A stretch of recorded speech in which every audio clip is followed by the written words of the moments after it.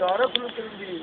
त्याच पद्धतीनं महिलांच्या शिक्षणासाठी ज्या सावित्रीबाई फुलेंनी दगड शेण खाऊन आज जरी या इतर सर्व समाजातल्या आमच्या भगिनी पुढे जात असतील, वेगवेगळ्या क्षेत्रामध्ये पुढे जात असतील, खऱ्या अर्थानं सावित्रीबाई फुले आणि क्रांतिबा ज्योतिबा फुले यांचं त्याच्या पाठीमागे असणारं श्रेय, त्यांनी केलेलं त्याग हे या देशातल्या सर्व जाती धर्माच्या महिलांनी दिसत आहे असं माझं मत आहे.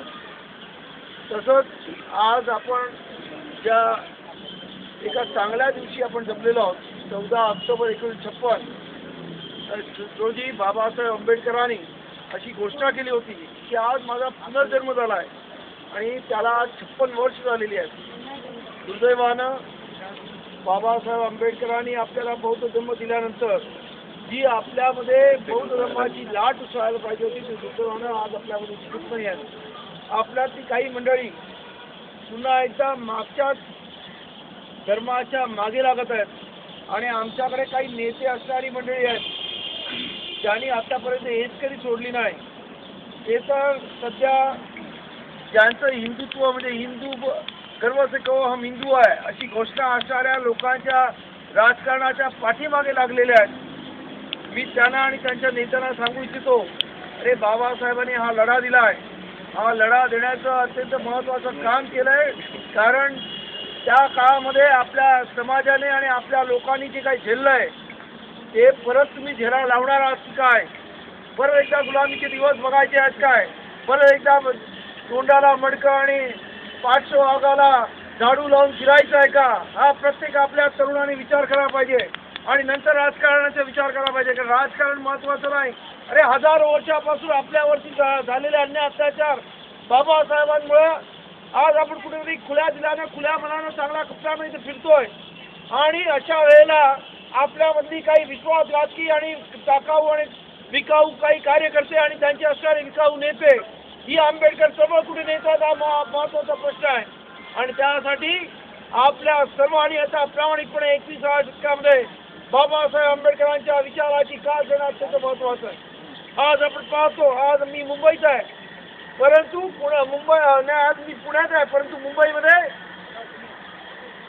आपले उपरे काका नावाचे ओबीसी समाजाचे एक नेते आज माळी समाज, तेली समाज आणि इतर अनेक बहुजन समाजाची मंडळी मुंबईच्या चेंबूर या ठिकाणी बौद्ध धर्म घेत आहेत.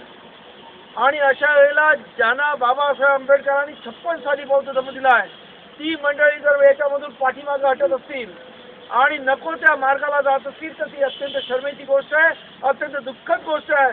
किंबहुना एखाद्या मोठ्या पुढाऱ्याच्या किंवा एका मोठ्या व्यक्तीच्या जर कोणी पराभव करत असेल तर त्याचे अनुयायी करू शकतात, इतर कोणी करू शकत नाही. आणि दुर्दैवाने ही बाब आज बाबासाहेबांच्या बाबतीत खरी ठरते की काय अशी परिस्थिती तुम्ही सर्वांनी निर्माण केलेली आहे. तेव्हा मी आपला विनंती करतोय, वेळ अजून गेलेली नाही आहे, परिस्थिती अजून हाताबाहेर गेली नाही. आपण ठरवलं तर आपल्याला माहिती आहे की इथं इतिहास घडलेला आहे. पुण्यामध्ये असेल किंवा पुण्याच्या बाजूला असणाऱ्या कोरेगाव पार तिथे इतिहास घडवलेला आहे आपल्या पूर्वजांनी. आपण लाच मारून तिथे पाणी काढू शकतो अशा पद्धतीची आपली जमात आहे. त्यामुळं या एड्या गवळ्यांच्या मागं लागण्याचा आता सोडून द्या आणि प्रामाणिक कार्यकर्त्यांनी, प्रामाणिक बाबासाहेब आंबेडकरांच्या सच्च्या अनुयायांनी बाबासाहेब आंबेडकरांची कास धरा एवढीच अपेक्षा करतो. आणि आपल्याला आज धम्मचक्र प्रवर्तन दिनाच्या शुभेच्छा देतो आणि आपली रजा घेतो.